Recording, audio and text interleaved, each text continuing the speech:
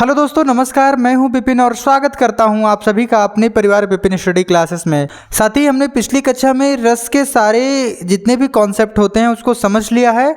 आज की इस वीडियो में क्लास 10th के लिए जो आरंभ बैच है, आपका आरंभ बैच, या आप सभी को पता है कि क्लास 10th के बच्चों के लिए इसमें सारे सिलेबस की तैयारी करवाई जा रही है। और आज उसी में जब जो हिंदी है ना, वो हिंदी में आप सभी में केवल एक करोड़ रस है, करोड़ रस, और एक है हास्य रस।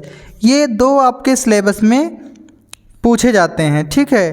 तो आज हम इसी को कवर करेंगे और जानेंगे कि करोड़ रस क्या होता है और हास्य रस क्या है। सबसे पहले जान जाओ कि हास्य रस सबसे पहला है आप सभी का हास्य रस। इसको हम अपने एग्जाम में किस तरीके से लिखेंगे जो हमें पूरे के पूरे नंबर मिलें। तो देखो, सबसे पहले हम इसके अस्थाई भाव से शुरू करेंगे। लिखेंगे हास्य रस का अस्थाई भाव, हास्य रस का अस्थाई भाव, अस्थाई भाव हास होता है, हास होता है। हास्य रस का अस्थाई भाव हास होता है किसी व्यक्ति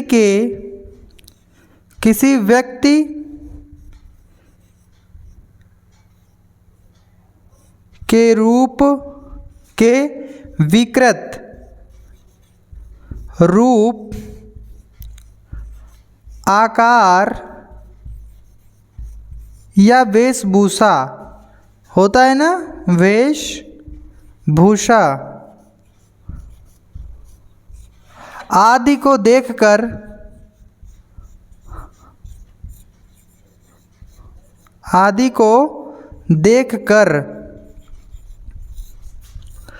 मन में जो विनोद का भाव उत्पन्न होता है या हृदय में जो विनोद का भाव उत्पन्न होता है, विनोद का भाव उत्पन्न होता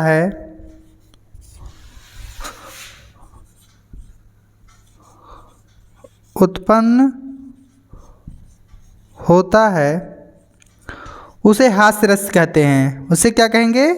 उसे हास्य रस कहते हैं, हास्य रस कहते हैं। देखो, ऐसा कोई कंडीशन, मतलब ऐसा कोई, जब आपको हंसने ऐसी कोई चीज़ देख लो तो आपको आपके मन में एक विनोद उत्पन्न हो। विनोद का मतलब समझ रहे हो कि मतलब आपके अंदर हंसने आनंद हो उठे आपका मन, और आपके मुख से केवल हंसी ही हंसी निकले। तो ऐसे जो रस होते हैं हमारे हास्य रस होते हैं। हास्य रस का अस्थाई भाव हास होता है। हास्य रस का अस्थाई भाव क्या होता है? हास होता है। हास्य रस का अस्थाई भाव हास होता है किसी व्यक्ति के विकृत, यानी उसके रूप को, उसके आकार को या उसकी वेशभूषा को देखकर जब हृदय में विनोद का भाव उत्पन्न होता है तो उसे हम रस कहते हैं। यह है उसकी परिभाषा। जब हमारी परीक्षा में आएगा तो सबसे पहले हम इसी तरीके से लिखेंगे और उसके अस्थाई भाव से स्टार्ट करेंगे। अब इसके जैसे कुछ प्रमुख कवि कौन कौन से हैं हास्य रस के, ये भी लिख सकते हैं आप। प्रमुख इसके कवि कौन कौन हैं? पहले हैं काका हाथरसी, ये एक कवि हैं, ये जो हास्य रस के ऊपर बहुत सारे कविता लिखते हैं। काका हाथरसी। और एक हैं अशोक चंद्रधर, अशोक चंद्रधर। ये दो प्रमुख कवि हैं। अगर आप ऐसे लिख सकते हो कि हास्य रस के प्रमुख कवि, तो आपके एग्जाम में आपको प्लस पॉइंट मिल जाएगा। हास्य कवि, ये आपके एग्जाम के नंबर के लिए प्लस पॉइंट है। ऐसे लिख देना कि हास्य रस का अस्थाई भाव हास होता है किसी व्यक्ति के विकृत रूप, आकार या वेशभूषा आदि को देखकर हृदय में जो विनोद का भाव उत्पन्न होता है उसे हास्य रस कहते हैं। तो हास्य कवि प्रमुख कवि, यानी हास्य रस के प्रमुख कवि, हास्य रस के प्रमुख कवि कौन कौन है? पहले नंबर पे काका हाथरसी और दूसरे पे अशोक चंद्रधर। जब इसको लिख दोगे तो आपके एग्जाम में जो एग्जामिनर होगा वो आपको प्लस पॉइंट ही देगा। ठीक है, अब हम इसके कुछ एग्जाम्पल्स जान जाते हैं। देखो, एक इसका एग्जाम्पल बहुत ही फेमस है, उसी को आप अपने एग्जाम में लिखना। क्या है? नाना वाहन नाना वेशा, नाना वाहन नाना वेशा, नाना वेशा, नाना वाहन नाना वेशा, विह से स्यु समाज निज देखा, विह से स्यु समाज निज देखा, स्यु समाज निज देखा, निज देखा। यानी जब भगवान शंकर का जब बारात जाता है तो उनके बारात में बहुत सारे भूत पिशाच चुड़ैल, ठीक है, ऐसे ऐसे बहुत सारे दानों राक्षस सभी लोग तैयार होते हैं और जो जैसा पाता है उस तरीके से अपना पोत लेता है, ठीक है। किसी का बाल नहीं है, किसी का हाथ नहीं है, किसी का पैर नहीं है, तो किसी का दो मुंह है, किसी का चार मुंह है। तो इस तरीके के जो है इसके नाना वाहन, कई, किसी का बैल, किसी का हाथी, किसी का घोड़ा वाहन है और उस पर नाना वेशा, मतलब तमाम प्रकार के मुंह, सबके मुंह अलग अलग, किसी का कौवा का, किसी का कुत्ता का, किसी का चुड़ैल, किसी का गधा, किसी का हाथी का, नाना वाहन नाना वेशा, विह से शिव समाज निज देखा। मतलब जो सभी लोग जब देखे बाराती, जब देखे कितना खतरनाक बाराती है, सब बेहस गए, मतलब उनका हालत ही ख़राब हो गया उस देख करके और खूब हंसने लगे और सभी लोग भागने लगे डर के। तो ये होता है हमारा उदाहरण किस चीज़ का है? ये हमारा उदाहरण है हास्य रस का। नाना वाहन नाना वेशा, विह से शिव समाज निज देखा। ठीक, अब हमारा जो दूसरा रस है उसका नाम है करुण रस। अब हम करुण रस के बारे में जानेंगे। तो करुण रस है ना, इसका हम परिभाषा कैसे लिखेंगे? लिखेंगे इसका परिभाषा और अपने एग्जाम में लिखेंगे अवतरण चिन्ह का प्रयोग करके लिखेंगे। करुण रस का अस्थाई भाव, करुण रस का अस्थाई भाव शोक होता है। करुण रस का अस्थाई भाव शोक होता है। अस्थाई भाव शोक होता है, शोक होता है। करुण रस का अस्थाई भाव शोक होता है। शोक नामक अस्थाई भाव, शोक नामक अस्थाई भाव, शोक नामक अस्थाई भाव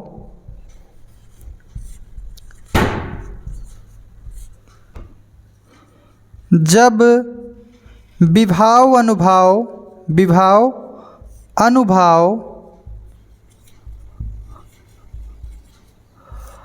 और संचारी भाव, विभाव अनुभाव और संचारी भाव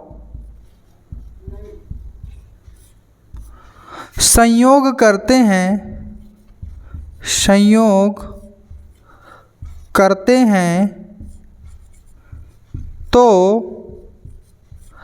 करुण रस की निष्पत्ति होती है। करुण रस की, करुण रस की निष्पत्ति होती है। करुण रस की निष्पत्ति होती है। इसका एक उदाहरण इतना ज़्यादा चर्चित है और उसी को हम सब भी अपने एग्जाम में लिखेंगे। एक उदाहरण है इसका, बहुत बढ़िया उसका है, हम उसको लिखेंगे क्या? ये देखो कौन सा, कि मणि खोए भुजंग सी जननी, मणि खोए भुजंग सी जननी, मणि खोए भुजंग सी जननी, मणि खोए भुजंग सी जननी, फंसा पटक रही थी शीस, फंसा पटक रही थी शीस, फंसा पटक रही थी शीस, फंसा पटक रही थी शीस। मणि खोए भुजंग सी जननी, फंसा पटक रही थी शीस, अंधी आज बनाकर मुझको न्याय किया तुमने जगदीश। ठीक है, अंधी आज बनाकर मुझको, अंधी आज बनाकर मुझको, अंधी आज बनाकर मुझको,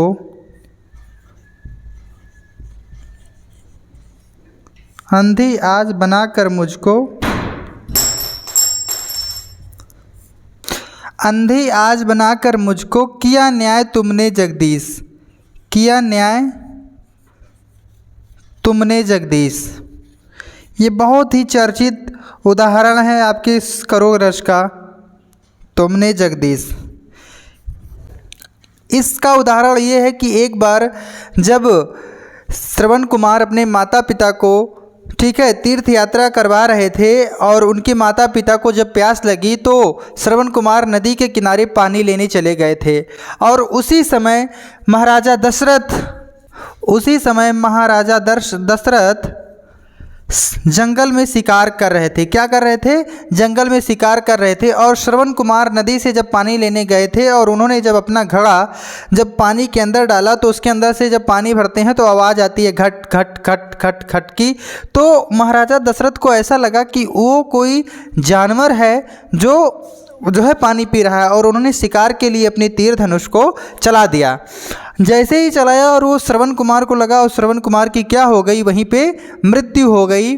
और जब उनको पता चला, आकर के देखे, और जब उनकी माता को पता चला तो उनकी माता जी ने क्या कहा, मणि खोए भुजंग सी जननी, फन सा पटक रही थी शीस, अंधी आज बनाकर मुझको किया न्याय तुमने जगदीश। मतलब उनकी माँ शोक में विलाप कर रही हैं, रो रही हैं और उनसे कह रही हैं।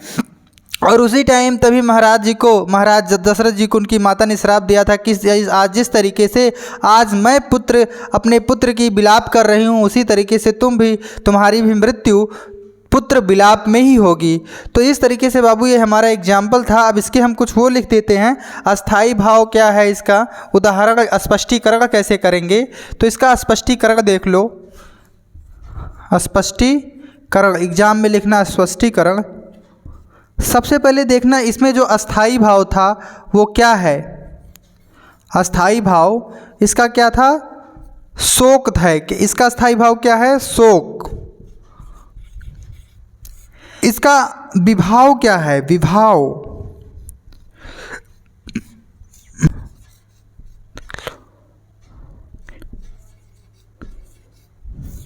फिर आश्रय,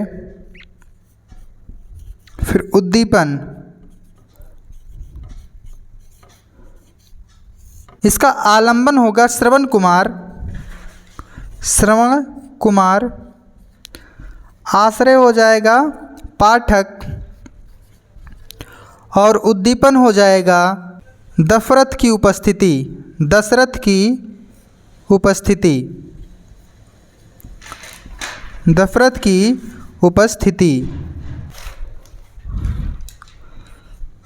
और इसका संचारी भाव हो जाएगा विषाद, क्योंकि वो दुख मना रही है, विषाद, स्मृति और प्रलय।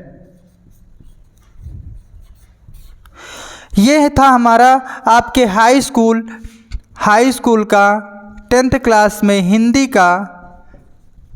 का रस। और आज रस की समाप्ति यहीं पे होती है बच्चों। आप इसका अच्छी तरीके से रिवीजन करना। मैं इन सारी चीज़ों का नोट्स आपके टेलीग्राम ग्रुप आरंभ बैच में प्रोवाइड करवा दूंगा। आप वहां से देख करके ये सारे नोट्स बना सकते हो।